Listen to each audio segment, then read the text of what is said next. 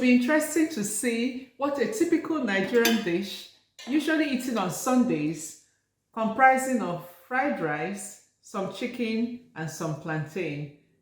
We'll see what that does to my blood sugar. This is a common combination, especially at parties or on Sundays. Most families will have some form of rice, usually with plantain and some chicken.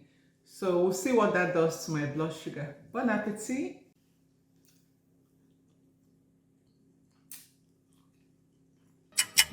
It's been a couple of hours since I had the fried rice, the plantain, and the chicken, and it will be interesting to see what the continuous glucose monitor says about my blood sugar. To put things into perspective, when I had only jollof rice, we had a spike of 9.6 millimoles, which was quite high. Then when I had jollof rice with chicken and leafy greens, the spike was 4.7 millimoles per liter. Now let's look at fried rice, plantain, and chicken. The spike went up to 3.1 millimoles per liter. So that really surprised me. It wasn't as high as I thought it would. I believe it's due to the vegetables in the fried rice and also the chicken itself being protein.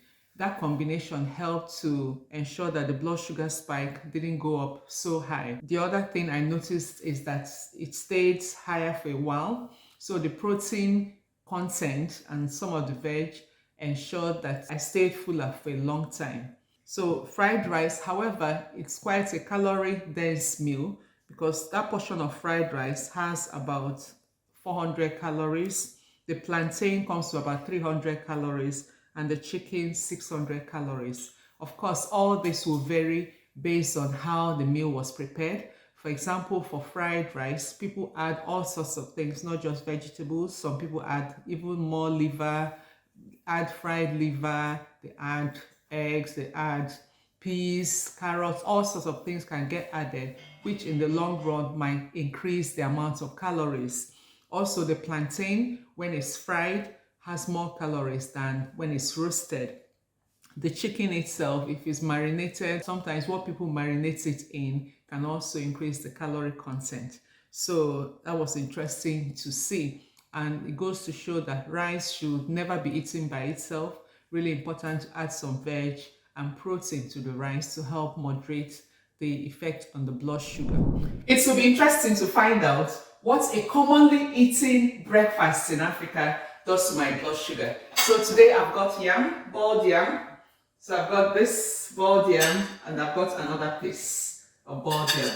And I'll be eating that with some egg sauce. So this is made from 2 eggs, onions, and tomatoes. That's what this is, okay? So eggs, onions, and tomatoes. And we'll see what impact this has on the blood sugar. So it's been a couple of hours since I ate the yam and egg sauce. And it will be interesting to see what the continuous glucose monitor says about my blood sugar.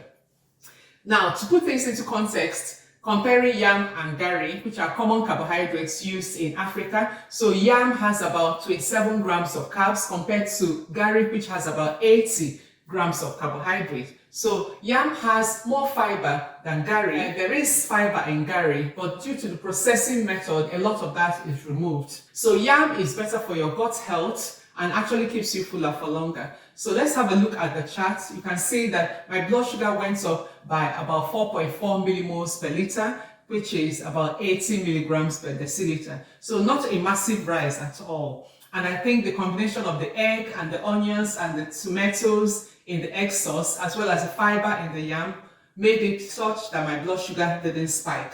Of course, if you're trying to lose weight, you're encouraged not to eat heaps of yam because that's also can contribute to weight gain. However, you can see that when a small portion of yam is combined with some protein and some veg, that can actually help moderate your blood sugar. I'm curious to see the impact of eating oats, porridge oats, made as a swallow with okra soup. I've done a video using gari as a swallow. If you haven't watched it, please go and watch it. So want to compare it with using oats to see if there's a better benefit. And this is okra. I've also done one on okra. Please go and watch that one. This is 100 grams of oats. It contains 390 calories, 11 grams of fiber, 17 grams of protein, and 66 grams of carbohydrates. So we'll be back to see what has happened. So it's been a couple of hours since I had my oats and okra soup. So let's take a look at the blood sugar monitor to see what that has done to my blood sugar. As a reminder, when I had Gary and okra soup, my blood sugar went up by about 7.6 millimoles per liter. So now I've had the same quantity of oats, 100 grams, and we can see from the chart that the blood sugar went up by about 5 millimoles per liter or 90 milligrams per DL. So the spike was not as high as the Gary spike. There was less of a spike with oats because oats has more fiber and more protein than Gary. So that helped to reduce the impact on the blood sugar. So if you're trying to manage your blood sugar, then oats might be a better choice for you, or alternatively, making sure you have lots of leafy greens and vegetables like okra in your soup when you're having things that contain a lot of carbohydrates. Today I've got the king of all swallows, pounded yam. Pounded yam, as the name implies, is made from boiled yam, which is then pounded and made into a swallow. So this amount of pounded yam is 100 grams. 100 grams of pounded yam has 200 calories. It contains 45 grams of carbohydrates and 2 grams of fiber. So it is high in carbs. I expect it to spike my blood sugar, but that's why it's normally eaten with some vegetables. So I've got vegetable soup here made with spinach and okra. So we'll see what that does to my blood sugar in a moment. Bon appetit!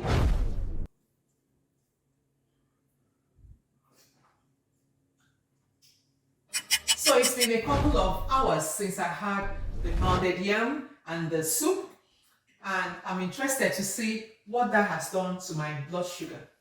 So if you look at the chart, I was surprised that there wasn't much of a spike despite the pounded yam. The blood sugar only went up by 1.7 millimoles per liter, which is 30 milligrams per DL, above my normal.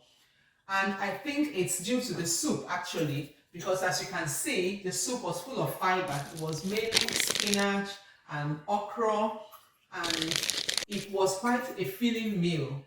So I think all that fiber did not give the pounded yam any chance to cause a blood sugar spike. It just could not spike in the midst of all that fiber.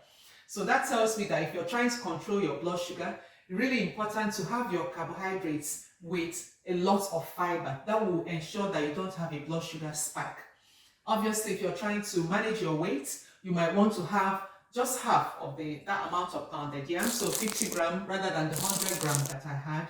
Or even consider just having the soup alone, because it will be quite filling to have all that fiber. There was also meat and there was chicken in the food, so that was quite filling. So I'm on my night shift, and during the night shift I try to eat things that will keep my blood sugar stable, because otherwise I'll find out that I'll be snacking all day. I'll have cravings all night, and I would like to eat some biscuits and things that I really don't want to take.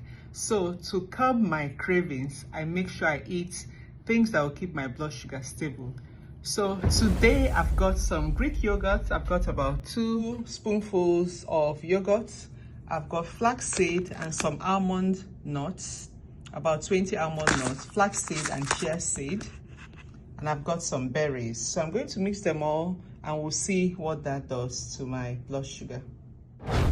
This is a nutrient-packed meal. You have your yogurt, the berries, the flaxseed, the chia seed, and the almond nuts. Really yummy, really nice to eat, and it's normally very good for the blood sugar. Bon appetit! So it's been a few hours since I had the Greek yogurt, the almond nuts, the flaxseed, the chia seed, and the blackberries. Let's have a look at the CGM to see what that has done to my blood sugar. As you can see from the chart, there was just a very gentle rise in blood sugar of less than 1 millimoles per liter or 16.2 milligrams per DL.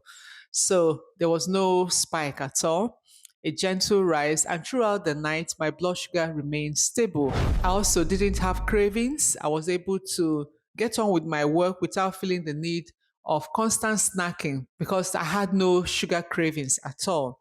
So this tells me that Greek yogurt, because it's a source of good protein, we also have heart healthy fats and oils from the almond nuts.